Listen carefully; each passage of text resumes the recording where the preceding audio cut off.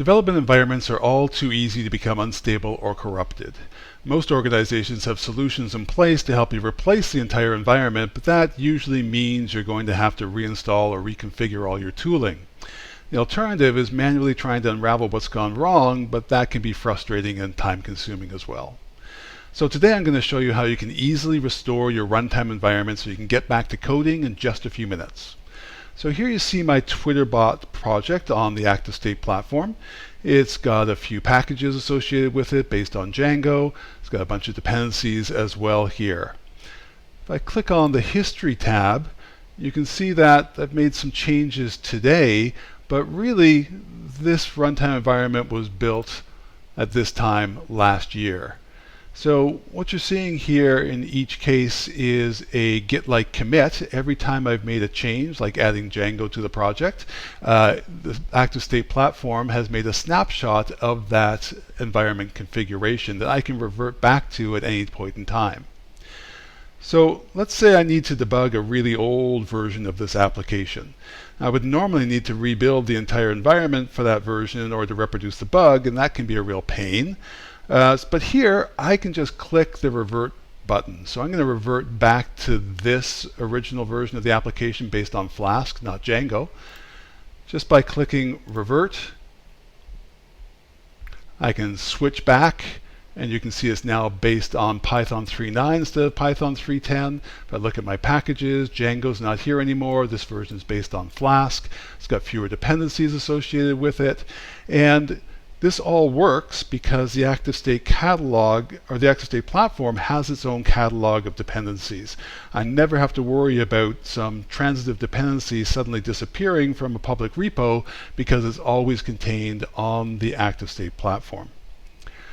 So let's flip over to my Windows environment here. And you can see I'm currently working in the TwitterBot application. If I run state show, you can see that I'm currently working on the TwitterBot version that is the most recent one. It's running Python 3.10. And what I want to be able to do is revert it to the old one. And the simplest way to do that is just to run state poll. Now, running state poll will just query the ActiveState platform, ask for the latest version, download it, and install it.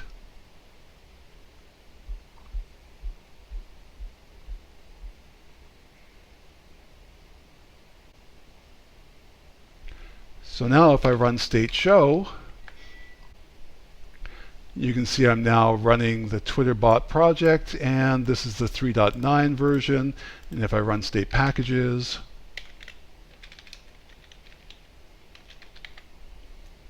you can see it's based on Flask.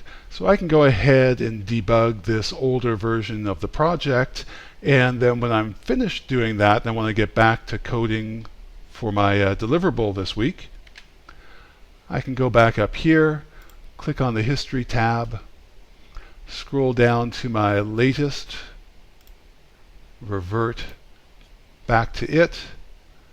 You can see I'm back to Python 3.10, and I'm back to using Django again. This is the latest build of my environment. I can go ahead and update my development environment by doing the exact same thing. Just going to run state poll.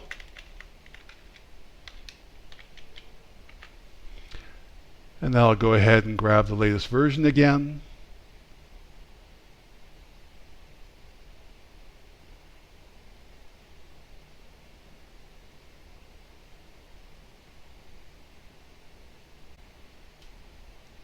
And if I run state show this time, you can see I'm back in the TwitterBot project, but I'm on Python 3.10. If I run state packages, there I am, I'm back on Django as well. So that's about as easy as it gets to restore older runtimes, upgrade or downgrade your Python, and even recover from corrupted environments in just a few minutes.